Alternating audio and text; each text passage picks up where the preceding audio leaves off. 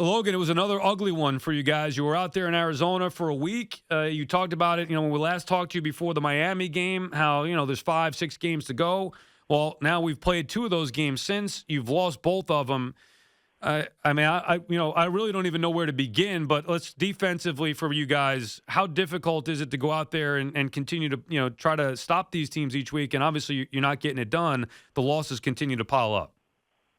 First of all, what's going on, man? How's your day going? Not bad, Logan. How are you? All right. Hey, Logan, you know what? Before we get into that, I do have a bone to pick with you. When we last talked on that Friday before the Miami game, I was sitting here saying, well, Tua, he's got the arm of a 12-year-old. He's going to be throwing everything underneath. You didn't say one little peep. Next thing I know, after the game, you're making headlines because you said Tua can't throw the ball 5 yards.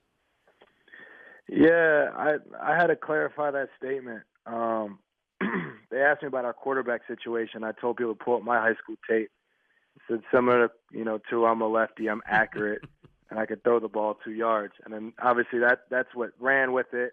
And then I had to clarify that and then apologize to Tua because I got respect for Tua. He beat us. He was able to execute and make game-winning plays to win the game. However their offense is coordinating what they ask him to do. He's really good at that RPO and he's able to throw at both sides, which is pretty unique. So, that's what I meant by I didn't try to make headlines that disrespect the player. I got a lot of respect for players in this league, obviously. So I was talking about my own quarterback ability there. If you pull it up, I was a 4-star recruit out of New Jersey at one time, but that's a long time ago. So here we are today. I just left my daughter's Christmas recital, which was pretty cool to see. So now I'm here getting ready to have fun with this interview. Yeah, so me too. So, all right. Well, can you do the dirty work for me? Because what is there to say? What is there to say, Logan? You know what I've been. You know what it is. Unfortunately, here's the biggest issue, and we talked about this last time. And like I said, you were saying, well, wait, let's see a couple of weeks. Well, here we are now through 13 games, whatever. You get 4 weeks to go. The defense clearly has regressed. It was big. It was the identity of this team a year ago. We could talk about the offense and the struggles, but you're a part of that defense, a big part of that defense. Why do you think it has not been as good this year as opposed to last year? It would if that was the headline, it would be because of injuries. We don't have the same players that we had last year on the defense as we do this year. We've had a lot of players banged up. I missed 2 games because of COVID. Blake Martinez is not out there. Jabril Peppers, who's a big part. So if that's your headline, that's the obvious answer. But as a player, as a defender, as football, injuries happen. So you just got to continue to go out there, find a way to get it done, plug in the new pieces. Guys have to step up into elevated roles, and you have to be able to adapt and adjust. So to answer that question, that would be the answer. But, regardless, it's a week-to-week thing, and we're a game plan defense that goes out there and tries to take what people do. And so it varies from week to week whether we can accomplish that goal or not. Explain to me, Logan, we're talking about Logan Ryan here. Explain to me the troubles that you guys have had as a whole closing out halves. Look, I know there have been issues throughout the course of entire games, but specifically at the end of halves, and then this week you had another one where it looked like, all right, maybe you guys will put some points on the board, then at the very least, all right, hold the Chargers off, and then the Chargers hit a big play on you. Why does this continue to happen week in, week out with the poor closing to the first half? It doesn't happen week in, week out.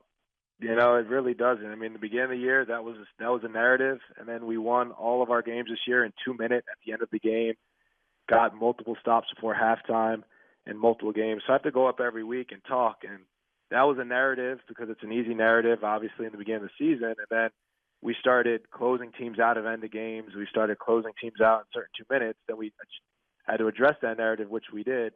And then, Justin Herbert throws a 60-yard rope in between cover 2 and between 2 of our better players. And, and now that's a narrative again. I got to give credit to the throw.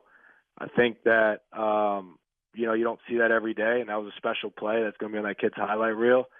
And obviously, looking back at it, I wish me and Zay were a little bit deeper. I wish we knew the play that was coming. I wish we played that play a little better based on the situation. But on 3rd and 9, he ripped it 64 yards down, scrambling to his right. So it's just not a play you see every day, and it's a play obviously I wish I had back to make it for the team. So we go into halftime, it's a different game. Yeah, but it's not like you guys are caught off guard. I mean, Justin Herbert can sling the ball. And as a defense, I'm not picking on you in particular, but as a defense, you got to, he could throw the bomb. I mean, that's what Justin Herbert does, and I'm sure you were prepared for that going in the game. And the reason why the end of half narrative is there is because what was the number? 59-0, something like that. You've been outscored at the end of the half, maybe 52-0. I might be off on a couple of points there. I mean, it's a fact. I'm not bringing up, this is not my opinion. This is a fact that you guys have struggled in that spot. And when it does happen, if it didn't happen every week, okay, maybe it's not every week, but it has happened the majority of times. It's something that clearly has been a little bit of a bugaboo for you guys as a team, not just defensively, offensively as well. Yeah, I mean, when you're not winning games or the score isn't indicative of a close game or whatever, there's going to be a bunch of bugaboos. So that's what it was. Like I said, he made a great throw before the half. We are aware of his arm talent. We are aware of what he was. We were prepared for it. We didn't make the play. And you go on, you try to address that, and you try to fix that. But, I mean, there's a lot of things you could sit here on talk radio today and have bugaboos about. That's just what your job is, and my job is to fix it on the field. Did you guys did you have fun in Arizona sharing copy machines out there? Sharing what? Copy machines. Joe Judge said, you guys get to be in the same building for a week and bonding and sharing copy machines. Did you guys bond when you were out there as a team, you think, being that week that you were away, after the Miami game, going right to Arizona before the Chargers? Was there a bonding experience that took place with the group? Yeah, I would think so. It's just these last 2 years have been difficult to bond because of COVID and all the measures and everything we're going through, pandemic as a world and as a society. And, 37 positive COVID cases in the NFL alone just on Monday. So it's just hard to get that time, just this day and age. And I think to be able to have some of that time was good. It was a good experience in sense of just, hardship. A lot of us are going through adversity here. It's been, so to be able to lean on each other for whatnot, I think it was worth something. How about Logan coming up Sunday, division rival? Forget about the record, right? It's the Cowboys, hated team coming into your house, 10.5-point favorites, which I think is saying a lot. And the anticipation is that, and I've been taking calls all week on it, where the Giant fans are selling off their tickets to Cowboys fans. The anticipation or the expectation is going to be a lot of Cowboys fans in your home building. How does that make you feel getting ready for that division rival game on Sunday? It has no bearing, honestly. I think there'll be plenty of Giants fans there. I know what this rivalry means. I grew up watching it. It means a lot. So, to me, this game is just it's everything right now. Just where we are as a season, being the Dallas Cowboys, being at home. This means a lot to a lot of people. It's a lot to play for. It's a lot for me to play for. So, I'm honestly just focused on that. I'm focused on Dallas. Focused on. I was watching film with them, right before I got on the phone here. So. Just doing everything I can to, to play a good game and play, rally guys around me to play a good game. But it means a lot. It means lots of people in this area. Record aside, this game means a ton. How does Dak look to you? I know he was hurt all last year, obviously. Well, not all last year. He got hurt in the game against you guys in, what was it, week 5 or whatever last year. Does Dak look the same to you, or you feel like maybe – and I know they've had an explosive offense, but for me, he doesn't look the same. You're watching the film. You play in these games. What do you see from Dak pre-injury to where he is now? It looks good. It looks really good comparing the injury that he had to come back and have their team, have the record that they have and be in the position that they're in. I think he looks more than good. I mean, that's just that position is getting your team wins. It's not all about stats. It's not all about numbers. This game isn't all about stats. This game's it's about winning. And they've been doing got back on track there, and we got to disrupt that. So he's very smart. He's accurate. And he has good playmakers around him. They have a good roster. So it's our job to nullify that. It's our job to make it tough on him and, make him look however you want him to look. But I think he's a very good quarterback. Playing against him, he's one of the best. And it's going to be another challenge for you guys against a top-ranked offense. We saw it last week with the Chargers, now again with the Cowboys. Even though you're at home, how difficult is that as a defense that's been struggling a little bit, coming off of the game against the Chargers, now going up against a Cowboys team that, again, they have explosive weapons. They be running guys all over, down the field, throwing the football everywhere. How difficult to challenge is that for you guys as a group defensively, specifically in that secondary? It's NFL football, man. If you want to play at this level, that's just what you have to see every day. You know, every team has a guy, every team has two guys, every team has three. I mean, that's just the skill players are really good nowadays. These kids are better out of college than they used to be, and you know that's just the level you are. If you were worried every time you went out there, your career wouldn't be really long. So you got to prepare, you got to give respect, and they're very creative in how they call the games. Very different from game to game. They're a game plan team, so I'm sure they'll have some stuff. We might see the play that, you know, Herbert ran. We might have to stop that. You know, actually the first play out of halftime, the Chargers ran the same exact play right before half. But we made the adjustment. They didn't make that throw, and, you know, no one lives to see that happen. But so you got to be able to address some of the things that give you problems in the past. I'm sure they'll try to address that. And but yeah, they got good players, but everyone in the NFL does for the most part. So it's just a challenge, and that's why you play defense, not to be in awe of who you play against, but to go out there and challenge them. If you were grading, Logan, the recital on a scale of 1 to 10, what would you give? My daughter's recital? Yeah. I would give her a 10.